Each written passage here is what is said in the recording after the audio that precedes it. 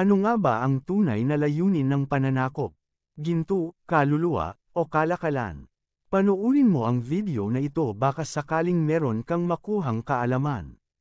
Bago pa man dumating ang mga Kastila, ang Pilipinas ay isa ng mahalagang bahagi ng kalakalan sa Asya.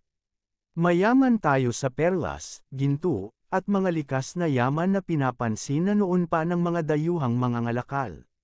Ngunit noong 1521, dumating si Ferdinand Magellan, dala ang watawat ng Espanya at ang krus ng Kristyanismo.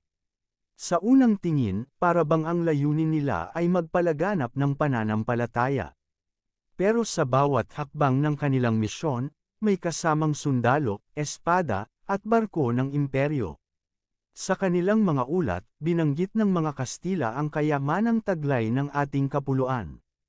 Partikular na hinangaan nila ang ginto, isang yaman na sagana sa Luzon, Mindoro, at Visayas. Ito ang yaman na nagpabighani sa mga konkistador. Hindi ba't mas madaling sakupin ang isang bayang may kayamanan kaysa kaibiganin ito?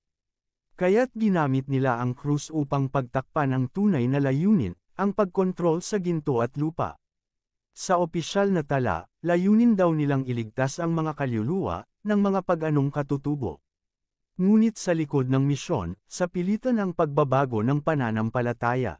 Ang mga hindi nagpakabinyag, pinarusahan o itinuring na kaaway ng Estado. Ang krus ay naging simbolo hindi lang ng pananampalataya, kundi ng pagkasakop. Kaya't marami ang napilitang iwan ang kanilang sariling paniniwala upang mabuhay. Sa kalaunan, ginamit ang Pilipinas bilang sentro ng galleon trade mula Asia patungong Mexico. Ang mga produkto mula China, India, at Japan ay dumaraan sa Maynila patungong Acapulco. Samantala, ang yaman ng bayan ay hindi napunta sa mga Pilipino, kundi sa mga banyaga. Naging sentro tayo ng kalakal, pero hindi tayo ang nakinabang. Sa ilalim ng kalakal at relihiyon, lumalim ang kolonisasyon. Pinalitan ang ating sistema ng pamahalaan, mula sa dato tungo sa gobernador silo. Sa halip na sariling wika, ipinilit ang wikang banyaga. Kahit ang ating kasaysayan, ay isinulat ng mga dayuhan mula sa kanilang pananaw. Sa ganitong paraan, nabura ang ating tunay na pagkakakilanlan sa loob ng mahigit 300 taon. Ang kolonisasyon ay hindi lang pisikal na pananakop, kundi pandarambong sa kultura. Sa bawat simbahan na itinayo, may katumbas itong buwis at sapilitang paggawa para sa mga Pilipino. Hindi lahat ng simbahan ay itinayo sa pananampalataya, kundi sa dugo at pawis ng mga Indyo.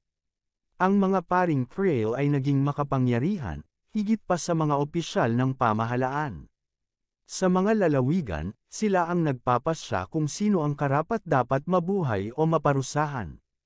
Ang simbahan ay naging simbolo ng kapangyarihan, hindi lang ng Diyos, kundi ng Espanya. Sa ilalim ng pananakop, marami ang lumaban, ngunit ang ilan ay binura mula sa kasaysayan. Sina Tamblot, Banco, at Dagohoy ay mga bayani ng pananampalatayang katutubo at kalayaan. Ngunit sila'y tinawag na mga erehe at kriminal sa tala ng mga Kastila. Kasabay ng pagnanakaw sa ginto at kalakal ay ang pagnanakaw sa ating mga alaala. Ngunit ang tanong ay nananatili, ginto, kaluluwa, o kalakalan, alin ba talaga? Kung tunay mang misyonaryo, bakit may kasamang mga armas at sundalo? Kung kaluluwa ang hanap, bakit kinamkam ang ating lupa at likas na yaman? At kung kalakalan lang ang dahilan, bakit kinailangan tayong patahimikin at paluhurin? Marahil, ang sagot ay wala sa isa lamang, kundi nasa pagsasama ng tatlong ito. Ang pananakop ay isang makinarya, may mukha ng Diyos, kamay ng sundalo, at bituka ng negosyante. Sa kabila ng lahat, ang diwa ng ating lahi ay hindi tuluyang nawala.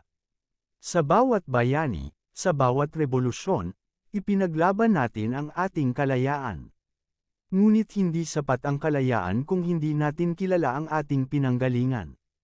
Kailangan nating balikan, tanungin, at suriin ang ating kasaysayan. Dahil ang kasaysayan ay hindi lamang listahan ng petsa, ito ay salamin ng ating pagkatao.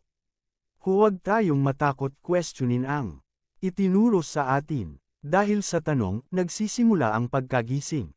At sa pagkagising, nagsisimula ang tunay na kalayaan. Muli nating balikan ang tanong, ginto ba? Kaluluwa? O kalakalan? Ikaw na ang humusga. Ikaw, may alam ka ba tungkol dito? Pwede ka ba magkomento para malaman ko din? At kung nagustuhan mo ang video na ito, pwede ba napakipindot ng subscribe button at mag-like? Salamat po.